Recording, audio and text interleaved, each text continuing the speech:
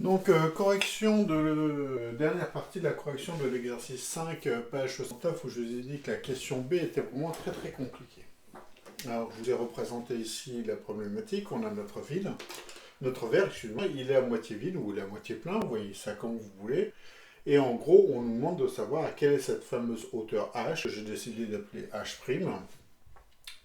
pour pouvoir répondre à notre problématique qui est de savoir en fait quand est-ce que ce volume rouge sera juste la moitié de ce qu'il est possible de mettre. Alors intuitivement, hein, on aura envie de répondre 4 cm. Ça, c'est ce que l'intuition nous donne envie. Mais on sait très bien que, en fait, dès qu'il s'agit de volume, ce n'est pas proportionnel, ce n'est pas parce qu'on divise par 2 le volume qu'on a divisé par 2 la hauteur. Ça va être certainement moins. Donc, on fait notre premier calcul. Alors, première chose à faire, c'est le volume du verre. 1 tiers fois pi, 3 cm de rayon, donc 3 au carré, fois h, 8. 3 au carré, ça fait 9. Que divise 3, il ne reste plus que 3. 3 fois 8, 24. Ça nous fait 24 pi. Ce sont des centimètres. Donc on a le volume du verre. Le volume du vin, c'est la moitié. C'est-à-dire 12 pi centimètres cubes. Je vais juste diviser le 24 par 2. Jusque-là, pas de problème. Donc, on veut faire en sorte que 1 tiers de pi R' au carré, puisque maintenant je parle du petit cône qui représente le 20, fois H', je veux que ça soit égal à 12 pi. Alors, ça tombe bien qu'on ait pi de chaque côté, ça va nous permettre de résoudre, de l'enlever. Déjà, ça nous enlève une belle épine du pied, ça fait plein de virgules en moins. Le 3 qui divise de ce côté-là, en le passant de l'autre côté, il va multiplier. C'est-à-dire que si je fais, je vais mettre d'une autre couleur comme ça, si je fais 3 fois ça, c'est égal à 3 fois ça. Le 3 et le 3 qui sont là se barrent. Ça revient à résoudre. R' carré fois H' est égal à 36. Alors là, gros problème. On chercha, pas ça. Le R, on ne nous a pas posé la question de savoir quel était le rayon R'.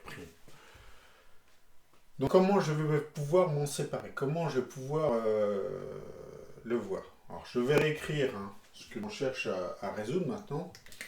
On cherche à résoudre R' carré fois H' est égal à 36. Ça c'est très très compliqué. Comment on fait pour résoudre ça? Parce qu'on ne l'a jamais vu en 3 dimensions. Si vous regardez bien sur l'exercice, il y a un mot-clé. Ce mot-clé, c'est parallèle. À un moment, on vous dit tracer un plan qui passe par le point, alors de mémoire c'est D, parallèle au plan initial. Et c'est le mot parallèle. Dès que vous entendez le mot parallèle, on a vu ça en cours, on va pouvoir utiliser Thalès. C'est-à-dire le fait que ça et ça soient parallèles, on va pouvoir dire, d'après le théorème de Thalès,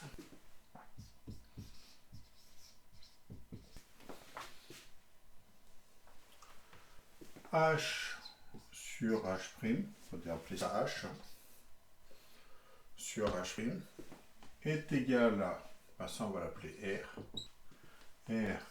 sur R'. Heureusement on a des valeurs, on sait que H c'est égal à 8. 8 sur H' est égal à 3 sur R'. En gros, on a un lien entre les deux, ça va nous permettre de dire, et c'est là que ça devient très compliqué, R' est égal à 3 huitièmes de H'. Alors, vous avez déjà fait ça, je pense, avec le fameux produit en croix. H' fois 3 que divise 8. H' fois 3 que divise 8. C'est ce qu'on a écrit là. Et je le remplace là-dedans. Si R' au carré H', je vais bien faire mon prime quand même, parce que là on pensait que c'était un 12, fois H' est égal à 36. Je vais remplacer R' par ce qui est écrit là, c'est-à-dire 3 huitièmes de H', le tout carré fois H' est égal à 36. 3 au carré, ça fait 9. 8 au carré, ça fait 64.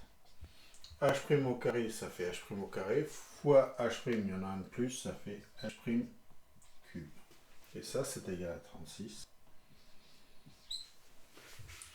Donc, H' cube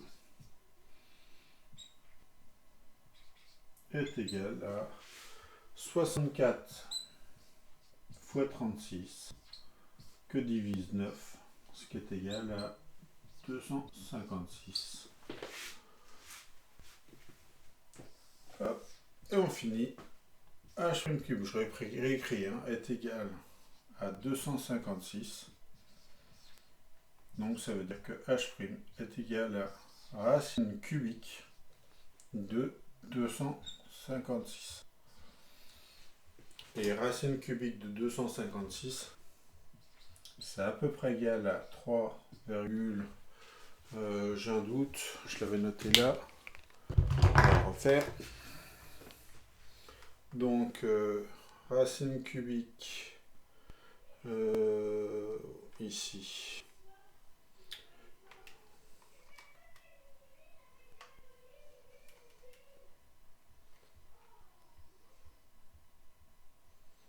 Alors 256 à la puissance. Hop, ça nous fait 6,34. Excusez-moi.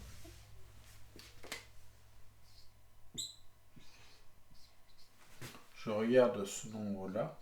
On nous a demandé d'arrondir au dixième. Là, je vais regarder au centième. Le chiffre des centièmes, c'est un 4. C'est inférieur à 5. Donc, je vais pouvoir garder. Donc, ça nous fait à peu près 6,3 cm. C'est-à-dire qu'en fait, entre 8 cm et 6,3, j'ai quand même déjà bu la moitié de mon verre. Ça vous explique un petit peu pourquoi ce genre de verre est très dangereux dans la consommation. Parce que visuellement, vous avez perdu peu de hauteur et pourtant, vous êtes déjà beaucoup. Voilà.